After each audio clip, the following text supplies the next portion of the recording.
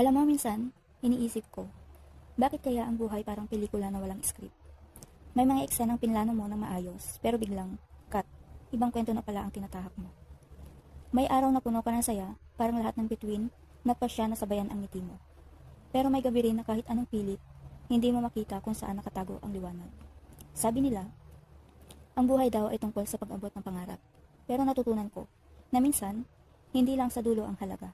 Nasa bawat hakbang, kahit mabagal, kahit masakit, kahit magulo. Bawat sugat may kwento, bawat luha may dahilan. At bawat pagbangon ay panalo, kahit walang palakpak.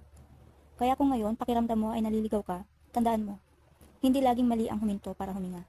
Hindi laging kahinaan ang umiyak. Dahil minsan kailangan mo ring pakinggan ang katahimikan para marinig ang tibok ng pusong nagsasabing, Hoy, buhay ka pa, laban pa. At kapag dumating ang araw na marating mo ang lugar na pinapangarap mo, lingon ka sandali, makikita mo, hindi lang pala ang destinasyon ang maganda, kundi lahat ng dinaanan mo, lahat ng sinubok mo, at lahat ng ikaw na nabuo habang naglalakad. Dahil ang buhay hindi perpekto, pero ito ang pinakamagandang regalo na ibinigay sa iyo. At ikaw lang ang may kapangyarihang sulatan ang kwento nito.